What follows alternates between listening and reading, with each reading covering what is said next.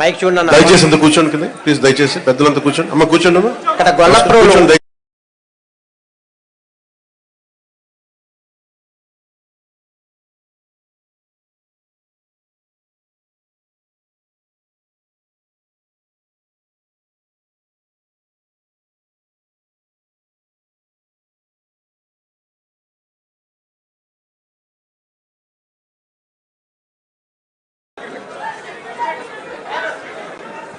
ఆంధ్రప్రదేశ్ ఉపరాష్ట్ర ముఖ్యమంత్రి శ్రీ కొణిదెల పవన్ కళ్యాణ్ గారికి నా నమస్కారం అండి. నా పేరు మేడ్సిట్ నాగమణి, మాది గొల్లపురాలు. అలాగే మన జిల్లా కలెక్టర్ కాకినాడ జిల్లా కలెక్టర్ గారికి, వర్మ గారికి, మర్రి శ్రీనివాసరావు గారికి, విష్ణు కుమార్ రాజు గారికి, వేదిక మీద ఉన్న పెద్దలందరికీ కూడా నా హృదయపూర్వక ధన్యవాదములు సార్. ఈరోజు ఎన్టీఆర్ భరోసా పింఛని పథకం అనేది మీ చరిత్రలో మర్చిపోలేని రోజు సార్. ఎందుకంటే మా దివ్యాంగుల్ని ఆలోచించి 3000కి 3000 రెట్టింపు చేసిన ఘనత ఉందంటే మన కూటమి ద్వారా ఇది మాకు దివ్యాంగులకు అందరికీ వర్తించింది సార్. ఒకరోజు మీరు ఇదే వారాహయాత్రలో ఎక్కడ నేలపై కూర్చొని ఒక క్రేజీ హీరో, ఒక అధినేత పవన్ కళ్యాణ్ గారు తను మరిచి నేల మీద కూర్చొని మాకు హామీ ఇచ్చారు సార్. మాకు దివ్యాంగులు బాగా మంచానికి పరిమితమైన వాళ్ళకి 10,000 రూపాయలు ఇవ్వండి, నార్మల్ నడిచిన వాళ్ళకి ఎంతో కొంత ఇవ్వండి అని చెప్పి అడిగాము. ఉపాధి అవకాశాలు ఇవ్వమని అడిగాము. 10,000 కాదు 15,000 ఇచ్చారు. కష్టాన్ని గుర్తించారు మా పవన్ కళ్యాణ్ గారు, మా దేవుడు. మా దివ్యాంగులు ఎవరు కూడా మర్చిపోము. ఈరోజు పెన్షన్ మాకు 6,000 రూపాయలు అందుతున్నాయంటే మేము కూడా దీని వెనకతలు ఎంతో కష్టం ఉంది. 23 జిల్లా కలెక్టర్ ఆఫీస్లో కూడా శ్రీ మాధకృష్ణ గారు కూడా మా వెనకతలు ఉండి ఎంతో మమ్మల్ని ప్రోత్సహించి మేము ధర్నాలు చేసి ఈరోజు ఈ 6,000 రూపాయల పెన్షన్కి అందుకున్నాం. రెండో సంతకం అనేది నారా చంద్రబాబు నాయుడు గారు సీఎం గారు మాకు పెట్టడం అనేది చాలా హ్యాపీగా ఫీల్ అవుతున్నాం. మా దివ్యాంగులందరూ కూడా మాకు బ్రతకడానికి ఇంత అన్నం పెట్టి దారి చూపించిన పవన్ కళ్యాణ్ గారికి మరొక్కసారి నా కృతజ్ఞతలు తెలుపుకుంటున్నాం. Thank you so much. మాకు 4% రిజర్వేషన్లో కూడా దివ్యాంగులకి ఉపాధి అవకాశాలు కల్పించాలి. అలాగే మాకు 95,000 పెన్షన్లు కట్ చేశారు. గత ప్రభుత్వం మాకు పెన్షన్స్ పెంచలేదు పోయి 95,000 పెన్షన్ తీసేయడం అనేది మేము చాలా బాధాకరంలో ఉన్నాం. పవన్ కళ్యాణ్ సార్, మీరు మాత్రం 95,000 పెన్షన్లు కూడా పునరుద్ధరించాలని చెప్పి నేను మనస్ఫూర్తిగా మిమ్మల్ని కోరుకుంటున్నాను సార్. ఎందుకంటే మేము ఎటు వెళ్ళి ఏ పనులు చేసుకోలేము. ఎక్కడికైనా వెళ్ళాలన్నా సరే మాకు ఏ పనులు ఇవ్వరు. అది మాత్రం గుర్తించండి. మా దేవుడు మీరే, మా కోసం మీరే ఆలోచిస్తారు సార్. ప్రతి దివ్యాంగులు కూడా మీ ఫోటో, చంద్రనాయుడు ఫోటో కూడా ఉంటుంది మా ఇంట్లో. మేము మర్చిపోం. జీతాంతకోళం కూడా మీకు రుణపడి ఉంటాం. మీకు ఏమిచ్చి మీరు రుణం తీర్చుకోవాలో మాకు అర్థం అవట్లేదు సార్. Thank you sir. మరొక పింఛన్దారి కొత్తపల్లి రొంగలి మంగతయ్యారు వితంతు ఆవిడ వారి స్పందన తెలియజేస్తున్నారు.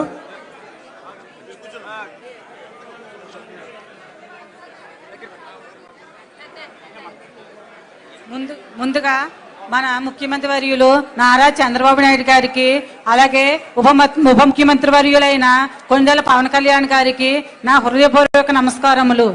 నేను వీడియో పెన్షన్ తీసుకుంటున్నాను. 2010లో మా ఆయన గారు చనిపోయారు. అప్పుడు 2,000 వచ్చేది. అదే పెన్షన్ 1,000 రూపాయలు చేశారు. ఆ పెన్షనే మళ్ళీ 2,000 చేశారు నారా చంద్రబాబు నాయుడు గారు.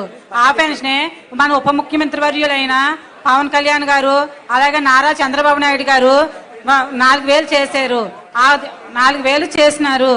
అయితే కనుక అది ఇచ్చిన ఏ ప్రభుత్వం, ఏ నాయకులు ఎప్పుడు ఏమీ చేయలేదు. ఇలా ఈ ప్రభుత్వం వచ్చి ఇలా చేసినందుకు మేము ఎంతో గర్వపడుతున్నాము. ఇలా ఇచ్చినందుకు నారా చంద్రబాబు నాయుడు గారికి, అలాగే మన ఉప ముఖ్యమంత్రి వర్యులైన పవన్ కళ్యాణ్ గారికి పేరు పేరున మా కుటుంబం తరపున, మా గ్రామం తరపున ధన్యవాదములు తెలుపుకుంటున్నాను. లబ్ధిదారులు గొల్లప్రోలు మేడిశెట్టి నాగమణి గారికి, అలాగే మరొక లబ్ధిదారి రొంగలి మంగతయ్య వారికి ధన్యవాదాలు వారి స్పందన తెలియజేసినందుకు.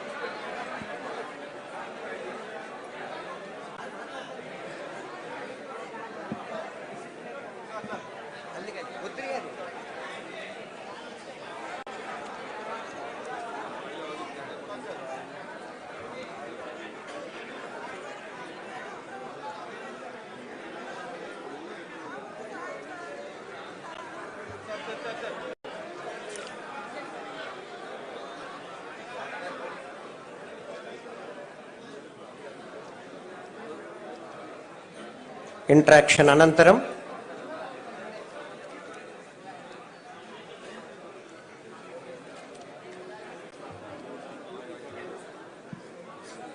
ఎందుకంటే అక్కడ లైవ్ ఆగిందే అయిపోతుంది ఇస్తున్నారు అని ఏదో ఒకటి చెప్పండి సార్. లబ్ధిదారులతో గౌరవ ముఖ్య అతిథి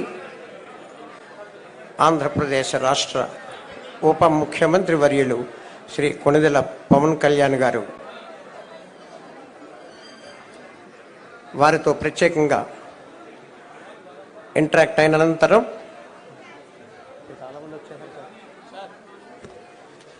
ఇంటరాక్షన్ అనంతరం తిరిగి వేదిక వద్దకు పర్సనల్గా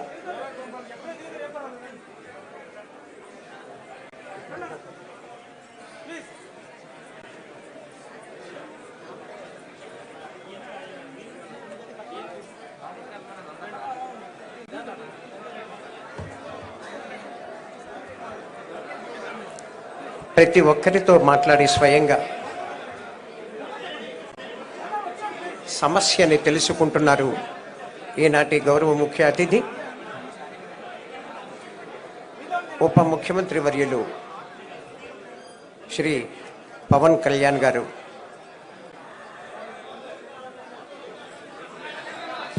సమస్యని పరిష్కార దిశగా అయిపోయిందని వాళ్ళకు వాయిస్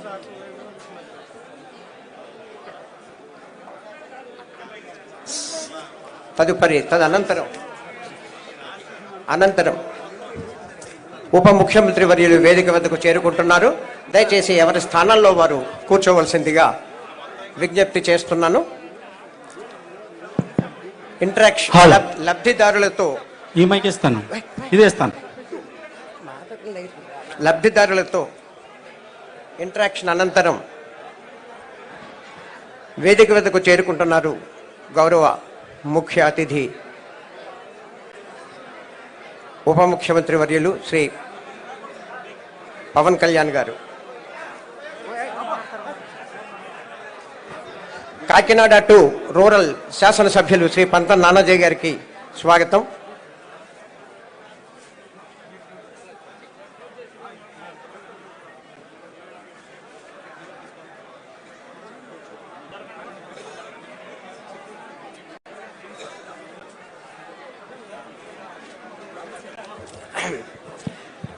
అందరూ నిశ్శబ్దంగా ఉంటే మనం ఎప్పుడెప్పుడని ఎదురు చూస్తున్నటువంటి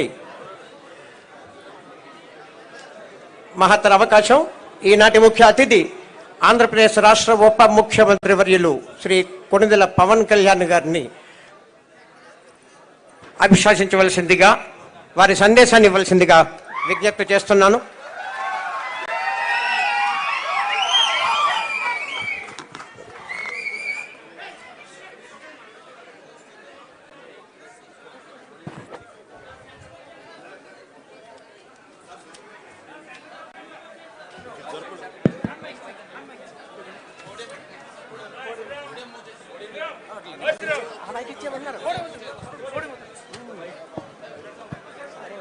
వద్దండి వద్దండి వద్దండి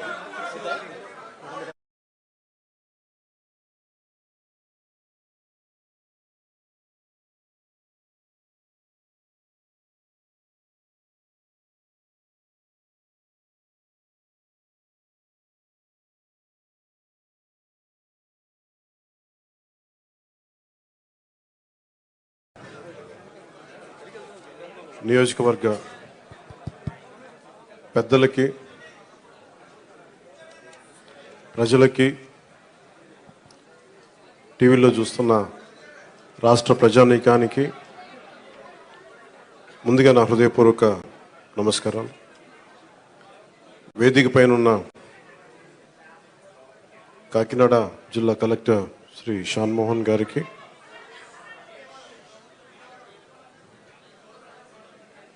బీజేపీ నాయకులు కృష్ణరాజు గారికి, తెలుగుదేశం నాయకులు మాజీ ఎమ్మెల్యే శ్రీ వర్మ గారికి,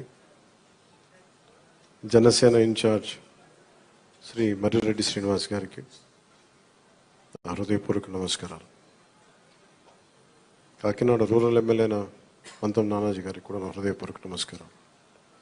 ఈ పెన్షన్ల పంపిణీ కార్యక్రమానికి ఇంత బందోబస్తు నిర్వహిస్తున్న పోలీస్ అధికారులందరికీ, ఎస్పీ గారికి అందరికీ నా హృదయపూర్వక ధన్యవాదాలు, నమస్కారాలు.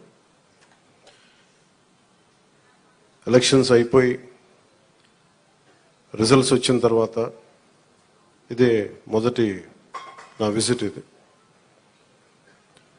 ఇందాక కృష్ణరాజు గారు మాట్లాడుతూ ఉంటే ఎలక్షన్ రిజల్ట్స్ వచ్చినప్పటి నుంచి ఇప్పటిదాకా రాలేదు అని, అది పోయింది అంటే నేను ఒకటే పెట్టుకున్నాను. ఎలక్షన్లు గెలిచిన తర్వాత నాకు లోపల నుంచి ఏముందంటే నాకు ఊరేగింపులు చేసుకోవడం నాకు ఇష్టం లేదు. నాకు పనిలోకి వెళ్ళాలనుకున్నాను. ముందు కృతజ్ఞతని ఎలా చెప్పగలను? ఈరోజు వచ్చి పెన్షన్లు వచ్చి నేను కృతజ్ఞత చెప్పుకోగలను. ఎందుకంటే నేను ఒకటి పెట్టుకుంది ఏంటంటే, ఒక సభ పెట్టాలి అంటే చాలా శ్రమ అవసరం అవుతుంది. ఒకసారి పోలీస్ శాఖ నలిగిపోతూ ఉంటారు. చాలా వనరులు, మానవ వనరుల దగ్గర నుంచి అన్ని రకాల వనరులు చాలా అత్యవసరం అయితే తప్ప అది ముందుకు తీసుకెళ్ళకూడదని అనుకుంటాను. సో ముందుగా నేను ఒక భారీ సభ పెట్టో లేదంటే ఊరేగింపులు చేసుకొని ఇవన్నీ చేయడానికి ఇబ్బంది ఏం లేదు. కానీ చేస్తే చాలా విలువైన మీకోసం పనిచేసే సమయం పోతుంది. పైగా నేను తీసుకునేవి చాలా కీలకమైన శాఖలు: పంచాయతీరాజ్ శాఖ, అటవీ పర్యావరణ శాఖ, దాంతోపాటు పొల్యూషన్ ఉంటుంది, పొల్యూషన్ శాఖ, అలాగే సైన్స్ అండ్ టెక్నాలజీ. పంచాయతీరాజ్లో దాదాపు 3 చాలా కీలకమైన విభాగాలు ఉంటాయి.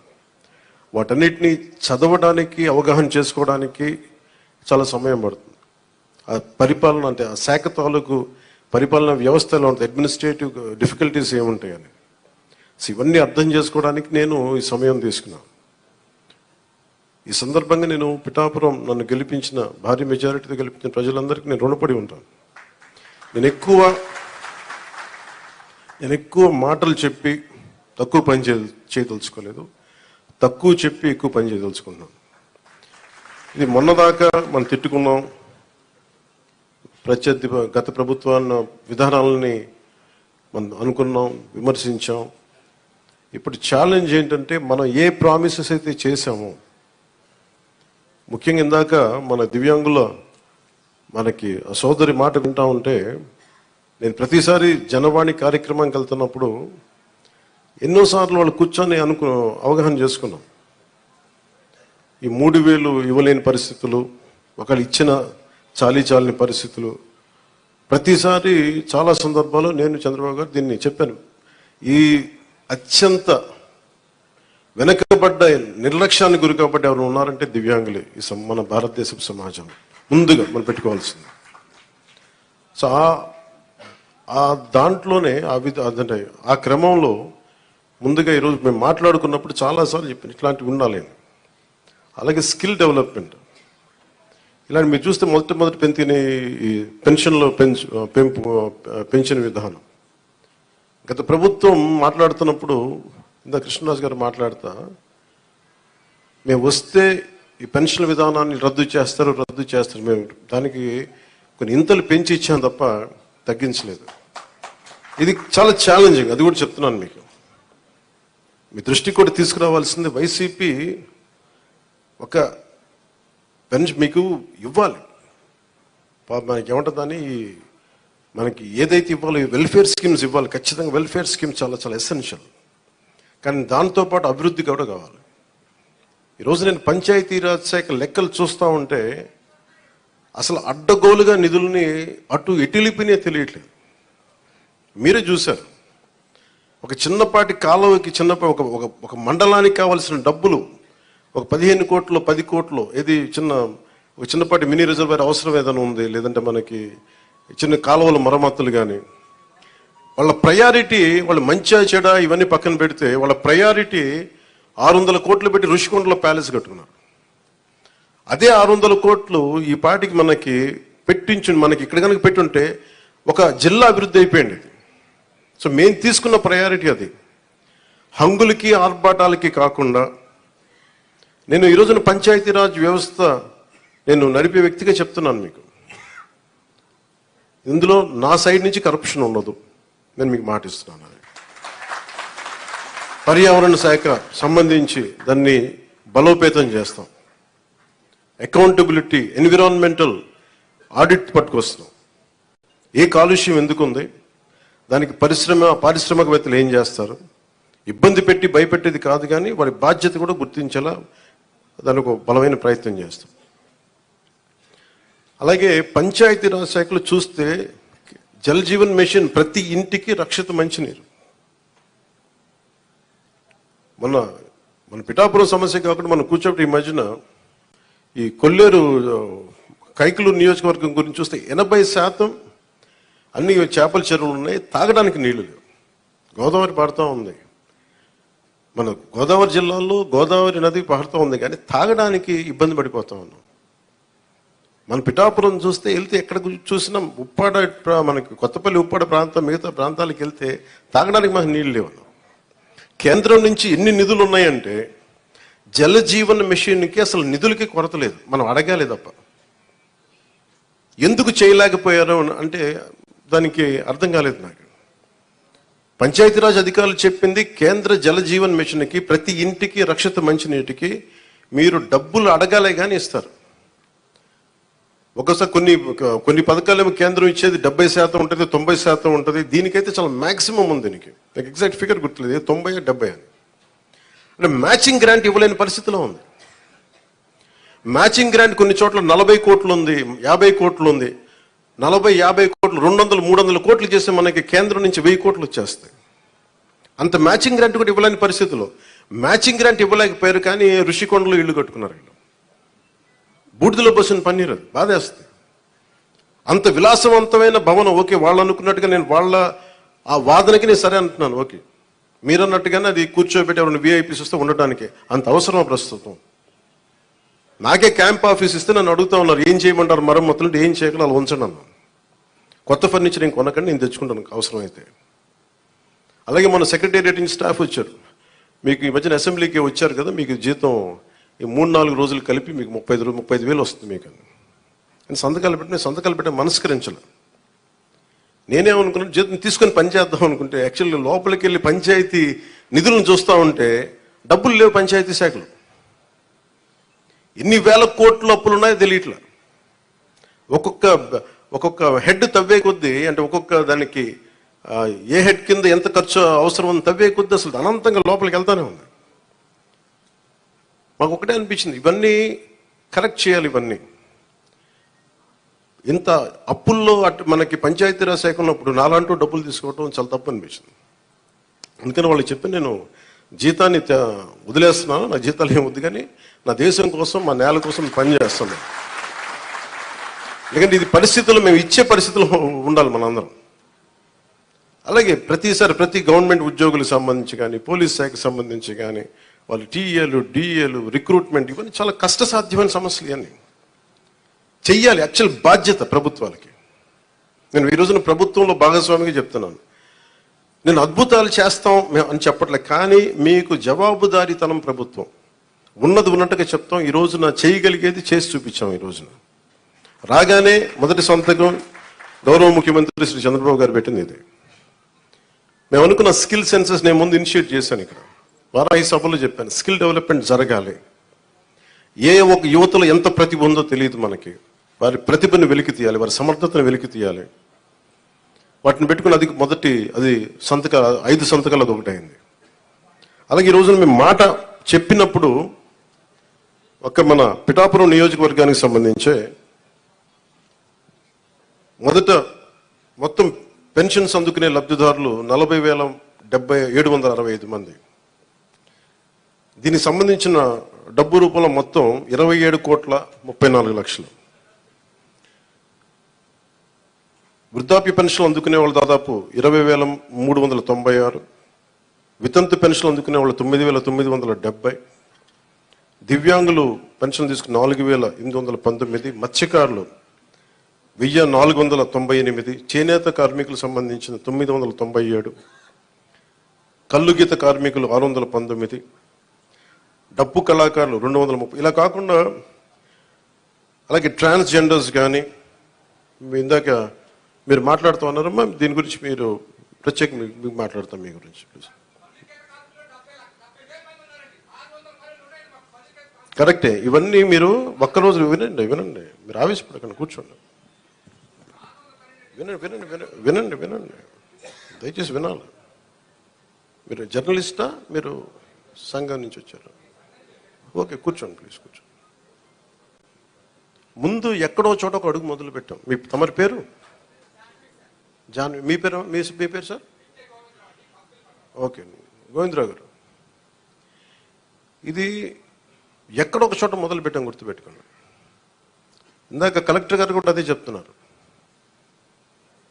ప్రతి ఆల్టర్నేట్ వీక్ నేను వచ్చి పిఠాపురంకి వచ్చి కూర్చుంటాను.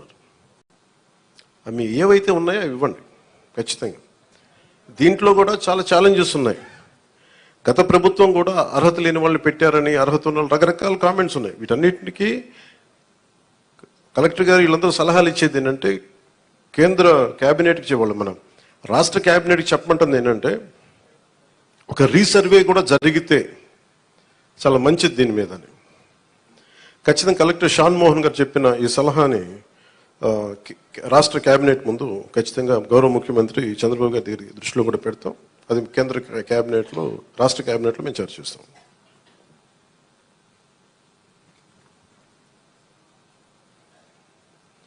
ప్రతి ఆల్టర్నేట్ వీక్ కలెక్టర్ గారు ప్రత్యేకించి వచ్చి ఈ ఏమైతే ఈ సమస్యలు ఉన్నాయో, గ్రీవెన్సెస్ ఉన్నాయో ఆయన మాట ఇచ్చారు. అంటే ఒక యువ కలెక్టర్ అంత ముందుకొచ్చి, నేను ఒక ప్రతి 2వ వారం వచ్చి కూర్చుంటానంత బిజీ షెడ్యూల్ నాకు తెలుసు. ఒక అడ్మినిస్ట్రేషన్ ఎంత కష్టమో నాకు తెలుసు. అలాంటి సమయంలో ఒక ఎవ్రీ ఆల్టర్నేట్ వచ్చి నేను ఇక్కడికి వచ్చి గ్రీవెన్సెస్ నేనే వ్యక్తిగతంగా చూస్తాను అన్నందుకు వారికి ప్రత్యేకంగా మోహన్ గారికి నా ప్రత్యేక కృతజ్ఞత. అలాగే చాలా సమస్యలు ఉన్నాయి. ఇప్పుడు ఉదాహరణకి మనకి 40% దాటితే తప్ప మనకి దివ్యాంగుల సర్టిఫికేట్ రాదు అనేది డాక్టర్లు అసెస్ చేయాలి. ఒకసారి 90% ఉంటుంది కానీ దాన్ని అసెస్ చేయరు. అందుకని ఇందాక మాట్లాడుతున్న సదరన్ సర్టిఫికేట్ పదం అంటే, ఒక డాక్టర్ వచ్చి ఇది ఎంత శాతం మనకి ఈ వారి శరీరంలో పనిచేయట్లేదు, ఏ అవయవాలు పనిచేయట్లేదు, ఒక నిర్ధారణకు రావడానికి దాదాపు కొంచెం ఆ సమయం తీసుకోవాలి. దీన్ని నడిపే నాయకత్వం కానీ వ్యవస్థ కానీ అన్నీ ఉన్నాయంటే ఉన్నాయి, కానీ నిర్వీర్యంగా ఉన్నాయి, కొంత జోష్తో పనిచేయట్లేదు.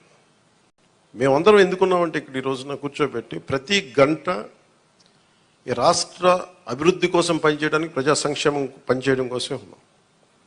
ఎందుకంటే మేము విజయయాత్రలు చేయడానికి నేను లేను ఇక్కడ. ముఖ్యంగా నాకు సంబంధించినంత వరకు నేను పిఠాపురానికి సంబంధించి పిఠాపురం నీటి సమస్య తీర్చాలి, ముందు కనీస రక్షిత మంచి నీరు ఇవ్వగలగాలి, అట్లీస్ట్ ఒక ఎమ్మెల్యేగా నా కనీస బాధ్యత. ఉపాధి అవకాశాలు తీసుకురావాలి. అలాగే ఎన్ని పెన్షన్స్ ఉన్నాయో సరైన అర్హులందరూ, మిస్ అయిన అర్హులు ఎవరైతే ఉన్నారో వాళ్ళందరినీ ముందుకు తీసుకొచ్చి గుర్తించి వాళ్ళకి ఇచ్చేలాగా నా మొదటి ప్రయత్నం. అలాగే ఏవైతే మనకి ఈ సమస్యలు అయితే ఉన్నాయో, మనకి వ్యవసాయం సంబంధించి కానీ, కాలువల పూడికలు కానీ, అలాగే ఇప్పుడు చూస్తున్నారు బయట ఆ డయేరియా మనకి డ్రైవ్ చేస్తున్నాం ఇప్పటి నుంచి ఆగస్టు దాకా. ఎందుకంటే చాలామంది శుభ్రంగా పారిశుద్ధ్యం పరిస్థితులు లేకపోవడం వల్ల. నేను పంచాయతీరాజ్ శాఖ మన మీటింగ్లో కూర్చొని ఉంటే చాలా అద్భుతమైన వ్యక్తులు ఉన్నారు, అడ్వైజర్స్గా ఒక్కొక్కరు కూర్చొని ఎంత గొప్పగా చేస్తున్నారంటే, కాదు వాళ్ళ సమర్థతని ప్రతిభని ఉపయోగించుకోవడం మనకు తెలియట్లా. అందుకే నేనేం చెప్పానంటే, ముందు మన పిఠాపురం రాష్ట్రం మొత్తం అమలు చేయడానికంటే ముందే మన మండలాల్లో, మన కొత్తపల్లి ఉప్పాడ మండలం కానీ మిగతా మనకి గొల్లపల్లి మండలం కానీ ఇక్కడ మనకున్న మండలాల్లో ఎక్కడో చోట కొన్ని పర్టికులర్ గ్రామాల పంచాయతీలను సెలెక్ట్ చేసి అసలు పారిశుద్ధపు సమస్య తీసేలాగా ఉండాలి. అది ఫస్ట్ నా ప్రయారిటీ. అది కనీసం రక్షిత మంచినీరు, కనీసం పారిశుద్ధ్య శుభ్రత ఉండేలాగా. సో ఆ ప్రయత్నంగా ముందు మేము అడుగులు ఇస్తాం. నేను చెప్పాను, ముందు విజయయాత్ర పెట్టమన్నారు రాగానే. నేను చెప్పాను, నాకు ఒక్క ప్రజల్ని ఇబ్బంది పెట్టే సమస్య కానీ, పని చేయాల్సిన పోలీస్ వ్యవస్థకి అదనంగా మళ్ళీ బందోబస్తు డ్యూటీ చేసి బరువు పెట్టే బాధ్యత కానీ పెట్టకండి. వాళ్ళు పని చేయాలి, వాళ్ళు ప్రజల కోసం పని చేయాలి. ఎంతసేపు కూర్చోబెట్టి మనం గత సంవత్సరాలుగా నలిగిపోయాం. ప్రతిసారి నేను రోడ్డు మీదకి వచ్చినప్పుడు ఎంత నలిగిపోతారో నాకు తెలుసు. అందుకని ఈ విజయయాత్రలు ఇవన్నీ పక్కన పెట్టి మీకు నేను పని చేసి పిఠాపురం నా సోదరులందరికీ, ఆడపడుచులకి, అన్నదమ్ములందరికీ నేను పని చేసి మరి అప్పుడు విజయయాత్ర చేస్తే నాకు ఒక తృప్తి ఉంటుంది. గెలిచినందుకు నాకు ఆనందం లేదు. పని చేసి మీ మన్నన పొందిన తర్వాత నాకు అప్పుడు ఆనందం వస్తుంది. మీ మన్నన పొందే వరకు అప్పుడు నేను ఎమ్మెల్యే అప్పుడే ప్రకటించుకుంటాను. ఇప్పుడు మీరు అంటే నాకు హై స్టాండర్డ్స్ పెట్టుకుంటాను. నాకు చాలా హై స్టాండర్డ్స్ పెట్టుకుంటాను. నేను పని చేసే వరకు కొన్ని వదలను. ఇక నాకు పిఠాపురాన్ని నేను మీకు మాటిస్తున్నాను, భారతదేశంలో అత్యంత మోడల్ నియోజకవర్గంగా చెయ్యాలి అని ఒక ఆకాంక్ష. ఎందుకంటే పెద్ద పెద్ద పరిశ్రమలు రావాలి, ఇక్కడ కాలుష్యం లేని పరిశ్రమ ముఖ్యంగా రావాలి, అవన్నీ తీసుకురావాలి. ఇక్కడ నుంచి విదేశాలకు ఎవరికైనా ట్రైనింగ్ వెళ్ళాలంటే విదేశాలకు ఇక్కడ ట్రైనింగ్ ఇప్పించి రకరకాల వృత్తి కోర్సుల ద్వారా కొంతమంది పంపించాలి. ఇక్కడి నుంచి చాలా విభిన్నమైన ఎక్స్పర్ట్స్తో మాట్లాడుతాను. వాళ్ళందరికీ ఇక్కడికి రావాలి, తీసుకొస్తాను. అందుకే నేను ఈ రోజున కూడా చెప్పాను, ప్రజలకు అందుబాటులో ఉండండి. నా ఆఫీస్ కూడా చెప్పాను, ముందు నా సేఫ్టీ కోసం పోలీస్ మన సెక్యూరిటీ నామ్స్ ప్రకారం కంచె అవన్నీ తీసేసి ఉంచనివ్వండి. కానీ బట్ ప్రజల దగ్గరికి వచ్చేటప్పుడు మటుకు జస్ట్ ఎలాంటి అడ్డులు లేకుండా చూడండి. ఇదివరకు నేను జనవాణి కార్యక్రమం ఎలా చేశానో నాకు అంతే జనం అట్లాగే ఉండాలి. ఒకేసారి మీద పడితే కష్టం అవుతుంది, అంత మించి తప్ప నేను ఎప్పుడు మీకు అదే అందుబాటులో ఉంటాను, అలాగే ఉంటాను. అయితే నేను రాష్ట్రం మొత్తం చూడాలి కాబట్టి నేను మిమ్మల్ని కోరుకునేది ఏంటంటే, నా స్టాఫ్ ఉన్నారు, స్థానికంగా మన తెలుగుదేశం ఇన్ఛార్జ్ వర్మ గారు ఉన్నారు, కృష్ణరాజు గారు ఉన్నారు. ఇది ఒక్క పార్టీ ప్రభుత్వం కాదు, గుర్తుపెట్టుకుంది కూటమి ప్రభుత్వం, ఎన్డీఏ కూటమి ప్రభుత్వం. తెలుగుదేశం లీడ్ పార్ట్నర్గా జనసేన, భారతీయ జనతా పార్టీ కలిసి ఉన్న ఎన్డీఏ కూటమి ప్రభుత్వం. చంద్రబాబు గారి అపారమైన అనుభవం ఈ రాష్ట్రానికి చాలా అవసరం. నేను చాలా ప్రత్యేకించి చెప్పాను. ఈ రోజు నేను ఫస్ట్కి ఆయన పెన్షన్లు ఇవ్వడం నాకు ఎందుకు ఆనందం అనిపించిందంటే, ఈ ఫైనాన్స్ జగ్యులరీని, ఈ ఆర్థిక అస్తవ్యస్తల్ని ఆయనదైన అనుభవంతోనే దాన్ని అందుకని మీకు ఫస్ట్ డే చెప్పిన రోజుకి పెన్షన్ ఇవ్వగలిగారంటే నెల రోజులు కూడా కాలేదు, అందరూ ఛార్జెస్ తీసుకొని. ఆయన అనుభవం వల్ల ఈ రోజున మీకు వెంటనే మీ చేతికి ఇలా వచ్చినాయి. అది కూడా ఆయన మాట చెప్పారు, 3 నెలలు ఆ ప్రభుత్వంది మీకు ఇస్తాం ఆ సమయంలోది. అలాగే కూర్చోబెట్టి ఒక 7,000 ఇవ్వడం కానీ, మీకు ముఖ్యంగా దివ్యాంగులకు 15,000, మీరు అడిగింది 10,000 మా రోజున మీరు అడిగారు, కానీ 15,000. ఇదేంటే మీరు ఒకళ్ళు కదా, నాకు తెలుసు మందకృష్ణ మాదిక్ గారు ఎంత చేశారు నాకు తెలుసు. అది ఆయనకు నిజంగా ఈ సందర్భంగా ఆయనకి మనస్ఫూర్తిగా నేను ఆయన అభినందిస్తున్నాను.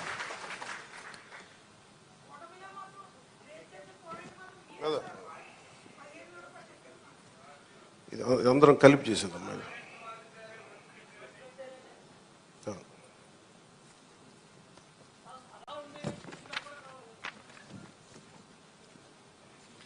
అంటే ఒకసారి మీరు అర్థం చేసుకోవాల్సింది, ఇది నేను రిపీటెడ్గా నేను ఫస్ట్ ప్రభుత్వం బాధ్యత తీసుకున్న తర్వాత, ఉప ముఖ్యమంత్రి స్థానం తీసుకున్న తర్వాత నేను ఫస్ట్ నాకు భయం లేదు నాకు. ఎందుకంటే నేను 10 రూపాయలు డబ్బులు వెనక్కేసుకోవాలనో లేదంటే నాకు కొత్త పేరు రావాలనో నాకు నిజంగా లేదు. నాకు ప్రజల్లో చాలా సుస్థిరమైన స్థానం ఇచ్చారు. నేను ఒక నటుడిగా పూర్తి స్థాయిలో ఉన్నప్పుడు నాకు డబ్బు కొదలేదు. నాకు రాజకీయాలకి డబ్బుకి సంబంధం లేదు నాకు. సో డబ్బులతో నాకు రాజకీయాలు ముడిపడి, అందువల్ల నేను చేసేటప్పుడు మీకు మొత్తం సాయశక్తిలో పెట్టేస్తాను. మీరు చెప్పిన ప్రతి సమస్యకి పెడతాను. కాకపోతే డబ్బు అందరికీ ఏముంటుందంటే, ప్రభుత్వం రాగానే అన్ని సమస్యలు చిటికలో అయిపోతాయి. అవో, కానీ చిటికలో అయ్యే వరకు పనిచేస్తాం. దీనికి ఇప్పుడు మీరు చెప్పారు, మీరు మోహన్ రావు గారు, మీరు గోవిందరావు గారు, ఇవన్నీ మేము మర్చిపోను. అలాగే వినండి ఆ మాట, మా పాయింట్ అర్థమైంది కదా, వినండి. ఇదేంటంటే మీకు వినే ప్రభుత్వం చెప్పడానికి నేను ప్రభుత్వ ప్రతినిధిగా చెప్తున్నాను. మీరు ఎప్పుడైనా సరే మీరు మమ్మల్ని నిలదీయండి అని నేను అడిగానప్పుడు, మీరు ఓటేశారో లేదో నేను కూడా అడగట్లా. ఇందాక చాలా నా పెద్దలు వేదిక పైన మాట్లాడుతూ ఒకటే చెప్పారు, ఈ పార్టీ కాకపోతే మేము పెన్షన్లు తీసేస్తున్నారు. కృష్ణరాజు గారు చెప్తా ఉన్నారు, వాళ్ళ పార్టీ మెంబర్లు అయితేనే మేము ఇస్తాం. నేను మీకు మాట ఇస్తున్నాను, గత ప్రభుత్వంలో కాదు, మీరు ఏ పార్టీకి సంబంధించిన వారైనా కనీసం మీకు ఇవ్వటం అది మా కనీస ధర్మం, ఈ ప్రభుత్వ బాధ్యత. పిఠాపురంలో తీసుకొచ్చి మీకు అలాంటి సమస్య ఏదైనా ఉంది అంటే మీరు ఓటు వేయకపోయినా కానీ అర్హత ఉన్న వారికి అది మీకు ఇంటికి వచ్చి తీరుతుంది.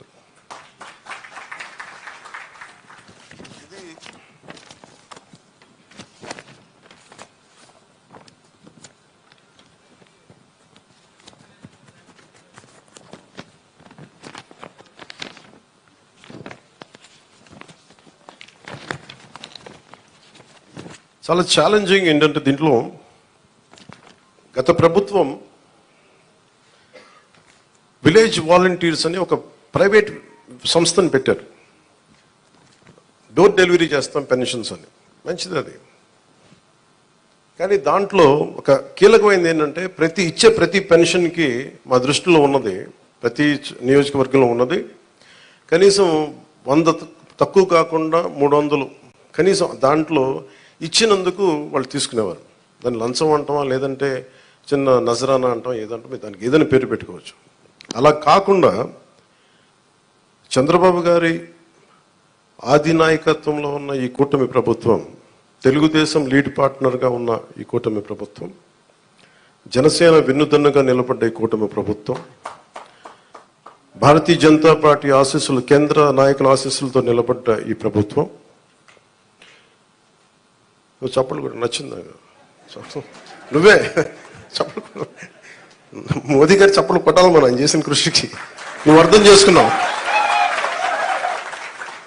ఒక్కటే మోగింది కానీ మొత్తం అందరు మోగింది నీ వల్ల.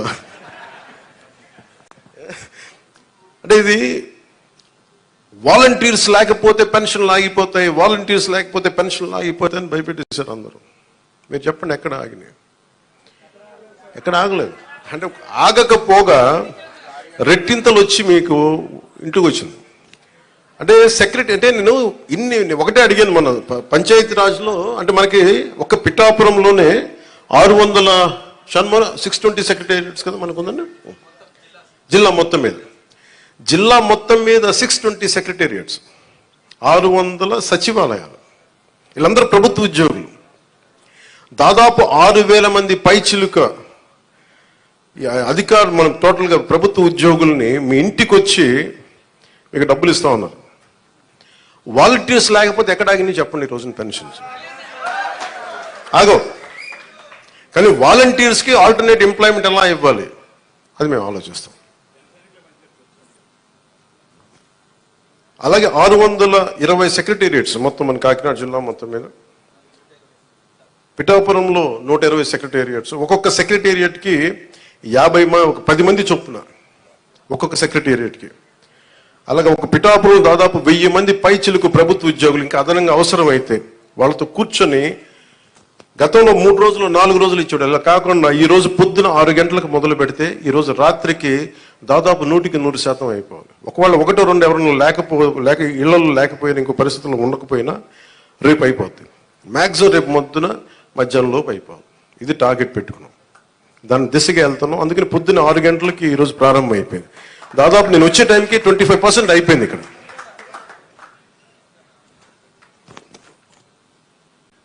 అదే మీరు ఊహించుకోండి, ప్రభుత్వ ఉద్యోగికి బాధ్యత ఉంటుంది. మీకు డబ్బులు ఇచ్చేటప్పుడు మిమ్మల్ని డబ్బులు అడగడానికి లేదు. ప్రైవేట్ ఉద్యోగి మిమ్మల్ని అడగలడు, ప్రభుత్వ ఉద్యోగి సెక్రటరీ ఉద్యోగి మిమ్మల్ని అడగలేడు. ఒకళ్ళు అడిగితే మీరు చేస్తుంది it will become an accountability, జవాబుదారితనం. పలానా ఉద్యోగి వచ్చి అడిగాడని అక్కడున్న మా కూటమి నాయకులకి ఎవరికి ఒక్కరికి చెప్పినా, లేదంటే సంబంధిత అధికారులు చెప్పినా, ఎందుకంటే మీ కష్టం అది. మీ ఒళ్ళు నలిగిపోయి లేదంటే మీ వెన్నెముకు వంగిపోయి రావాల్సిన వృద్ధాప్య పెన్షన్ దాన్ని దోచుకోవటం నిజంగా తప్పదు. అలాంటి పరిస్థితులు ఏదంటే వాళ్ళ ప్రభుత్వ ఉద్యోగులు చేస్తారు నేను అంటలేదు. ఒకటి రెండు పరిస్థితులు ఏదైనా ఉంటే దాన్ని కూడా మీరు గ్రీవెన్సెస్లో కలెక్టర్ గారి దృష్టికి తీసుకెళ్ళండి, జనసేన, టీడీపీ, బీజేపీ నాయకుల దృష్టికి తీసుకెళ్ళండి. ఎవరైనా సరే ప్రభుత్వం కోసం పనిచేసే ఎవరి దగ్గరికైనా సరే మీరు తీసుకెళ్తే దాన్ని వెంటనే దాన్ని కరెక్ట్ చేసే బాధ్యత మేము తీసుకుంటాం.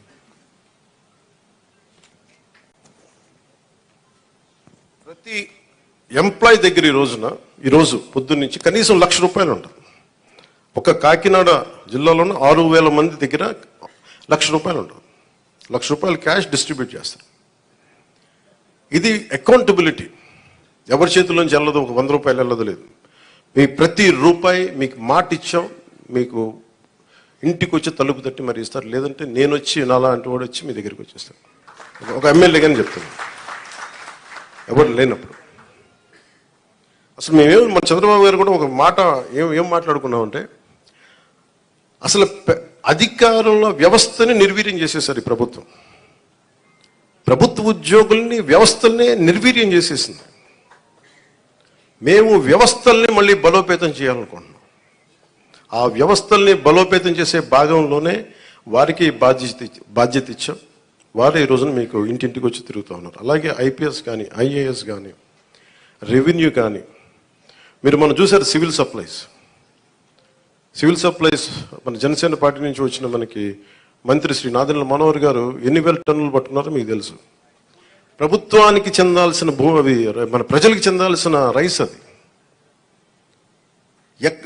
మేము మాట్లాడుతున్నప్పుడు అందరూ ఆ రోజు ఎంతమంది నమ్మారు ఖచ్చితంగా. కానీ ఈరోజు మేము వాస్తవంగా చూపిస్తున్నాం. మీరు మా మీద పెట్టుకున్న నమ్మకాన్ని మేము చూపిస్తున్నాం. గోడౌన్లో ఎంత రైస్ ఉందో చూడండి. ఎవరి డబ్బు అది? ఇప్పుడు మీరు అడుగుతూ ఉన్నారు మీరు గోవిందరావు గారు, మన డబ్బు అది. మీకు అర్థమవుతుందా? మీరు వ్యక్తులు నాకు అనవసరం. నాకు అది మీకు డబ్బు సంపద పెరిగితే మనం డబ్బులు ఇవ్వగలం. సంపద లేకుండా కూర్చోబెట్టి ఇండివిజువల్స్ రిచ్ అయిపోతున్నారు. ఇక్కడ వ్యవస్థల్ని చంపేస్తున్నారు, వ్యక్తులు పెరుగుతూ ఉన్నారు. వ్యవస్థలు పెరిగి డబ్బు ఉంటే తప్ప మీరన్నగా 40 కాదు 1,00,000 మందిలో డబ్బు ఇవ్వగలం. మేము దానికోసం పనిచేస్తున్నాం. కొంత మీరు పెద్ద మనసుతోటి మాకు మీ ఆశీర్వాదం కావాలి. పని చేయడానికి సిద్ధంగా ఉంది, మనస్ఫూర్తిగా చెప్తున్నాను. దాటేయడానికి చెప్పట్లా. కానీ ఇంత అడ్డగోలుగా అవినీతి ఉందండి. ఉంది. ఒక్కొక్క చోట వెరైటీస్ మైన్స్ లేవు, ఆల్మోస్ట్ నీళ్ళు ఖాళీ చేశారు.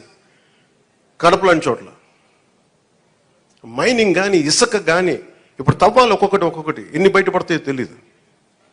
గత ప్రభుత్వం నేను చెప్పాను మీకు, ఇది విండిక్టివ్ గవర్నమెంట్ కాదు, ఇది కరెక్షన్ గవర్నమెంట్. ఇది తప్పులు ఎవరు చేసినా కరెక్షన్ చేస్తాను తప్ప కూర్చోబెట్టి సాధించడానికి మేము లేవు. అందుకే మీరు చూస్తే మేము ఎక్కడ కూడా కూర్చోబెట్టి వాళ్ళు ఎన్ని మాట్లాడుతున్నా వ్యక్తిగతంగా ఎందుకు మాట్లాడమంటే వీఆర్ ప్రో పీపుల్, ప్రజల కోసమే పనిచేసే ప్రభుత్వం ఇది. మేము విండిక్టివ్గా ఉన్నాం. మేము దాంట్లో నేను ఎక్కువ.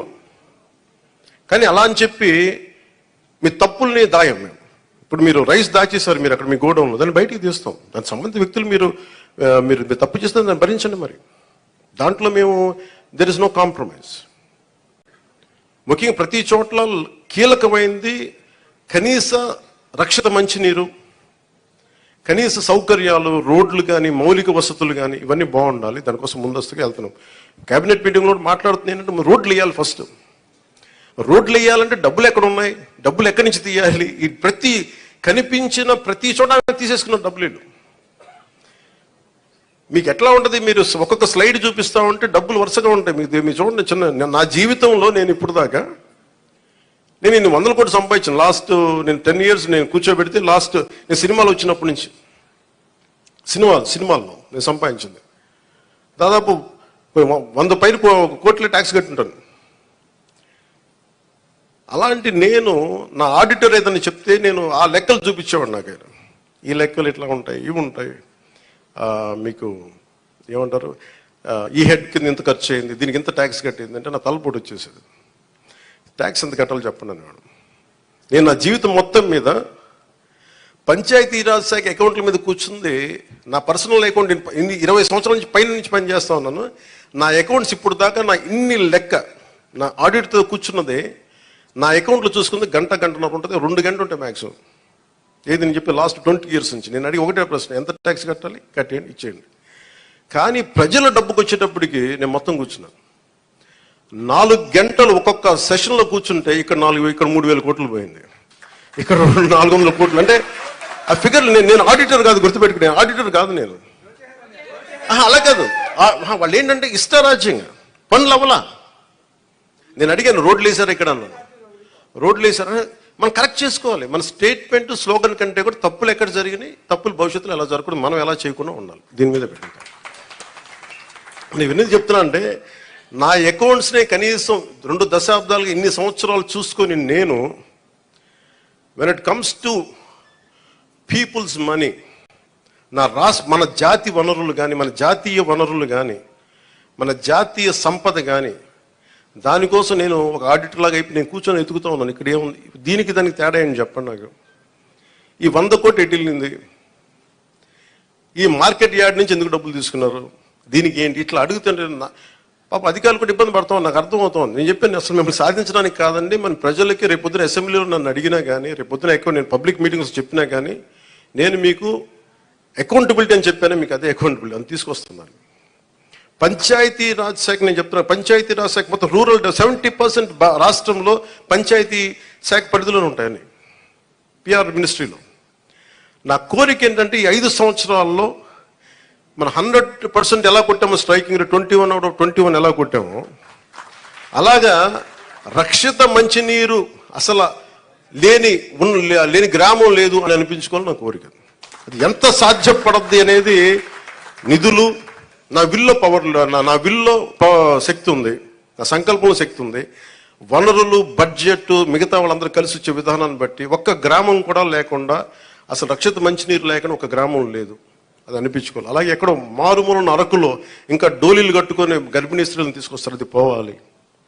నా కోరిక ఏంటంటే, నేను మన పోరాట యాత్ర అప్పుడు నేను అరకు తిరిగాను. నేను అరకుకి వెళ్ళి ప్రతి కుగ్రామం తిరగాలి, అక్కడ నేను వారి కష్ట నష్టాలు చూడాలి. నాకు ఇంత అపూర్వమైన మ్యాండేట్ ఇచ్చారు ప్రజలు, పిఠాపురం ప్రజలకి. నేను ఎందుకు ఇంత రుణపడి, నిజంగా చెప్పాలంటే నాకు ముఖ్యమంత్రి స్థానం మీద కానీ, ఉప ముఖ్యమంత్రి మీద స్థానం కానీ నాకు నిజంగా నేను ఏమనుకోలే. కష్టాలు ఉన్నప్పుడు పనిచేసే వ్యక్తిగా ఉంటే చాలు, నేను అలా అంటూ అవ్వాలి అనుకున్నాను. నేను దానికోసం ప్రయత్నం చేశాను. నేను పదవుల కోసం నాకు నిజంగా తెలియదు, కానీ ఈ రోజున నాకు ఈ స్థానంలో కూర్చోబెట్టారు. ఈ స్థానానికి మీరు వేసిన ప్రతి ఒక్క ఓటర్కి, ప్రతి ఒక్కరికి కూడా మీ ఓటుకి సరైన వ్యక్తులకి వేసాం, సరైన కూటమికి వేసామని మీరు గర్వపడేలాగా ఉంటుంది మేము చేసే పాలన. ఒక్కళ్ళు ఇప్పుడు ఆ బిడ్డ, నీ పేరేనా, నీ పేరు నేట్రా పైకి రా, పైకి రా, పైకి తీసుకురా. ఏం పేరు నీ పేరు, ఏం పేరు నీ పేరు? నేను చాలాసార్లు నా గొల్లపురంకి వచ్చినప్పుడు కూడా చిన్నపిల్లలు దొరుకుతారు 2 మంది. అంటే మోడీ గారి గురించి చెప్పినప్పుడు ఛత్రికి ఏం అర్థమైంది తెలియదు, కానీ చప్పడు కొట్టాడు ఛత్రి. నాకు నిజంగా అనిపిస్తాయి, ఈ బిడ్డల భవిష్యత్తు కోసం కాకపోతే ఏం చేస్తాం. ఇప్పుడు నేను రక్షిత మంచినీరు వీళ్ళకి ఇవ్వగలిగేది ఏముంది, కనీసం తాగడానికి మంచి నీళ్ళు ఇవ్వగలగాలి, మంచి చదువు చెప్పించగలగాలి వీళ్ళకి. ఏం చేయగలం వీళ్ళకి, కనీసం వాళ్ళకి వాళ్ళ అవసరాలకు కానీ, వాళ్ళు చదువుకోవడానికి కానీ, హాస్పిటల్స్ కానీ, వైద్యం ఏదైనా ఇబ్బంది వస్తే హాస్పిటల్స్ కానీ, చదువుకోవడానికి బడి కానీ. నేను చెప్తాను, 2047 చంద్రబాబు గారు మేము ఇదే అనుకుంటున్నాం, చంద్రబాబు గారు ఇదే చెప్తా ఉన్నారు, అద్భుతంగా రాణించాలి, భారతదేశం should become number 1 in the world అని. మోడీ గారి కోరిక అదే. ఆ కోరిక నెరవేర్చాలంటే మనం ఈ తరం కోసం పనిచేయాలి. నేను ఓట్ల కోసం ఇక్కడ తీసుకురాలా, వీళ్ళ గుండెలు చేసి చెప్తున్నా, వీళ్ళకి భరోసా ఇవ్వడానికి వచ్చాను, మేము ఉన్నాం. నా బిడ్డల కోసం నేను ఎంత తపన పడుతున్నా నాకు తెలియదు, కానీ అందరూ నా బిడ్డలే అనిపిస్తారు నాకు. ఈ బిడ్డల కోసం నాకు అనిపిస్తుంది, ఈ బిడ్డల కోసం.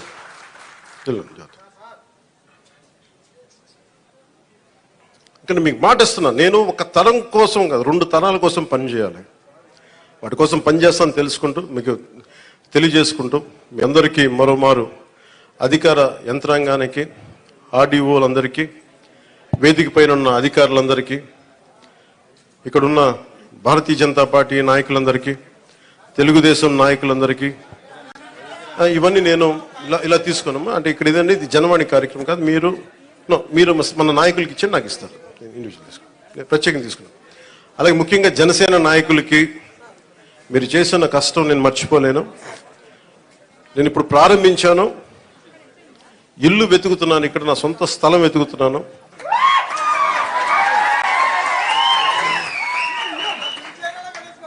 సొంత ఇల్లు కట్టడానికి నిర్ణయించుకున్నాను, ఇక్కడ కట్టబోతున్నాను. సో మీ అందరి ఆశీర్వాదాలు కావాలి, మీకు ఎప్పుడు అందుబాటులో ఉంటానని తెలియజేసుకుని సెలవు తీసుకున్నాను. ఇక్కడున్న మీడియా సోదరులందరికీ ప్రత్యేక ధన్యవాదాలు తెలుపుకుంటూ సెలవు తీసుకున్నాను. జై హింద్.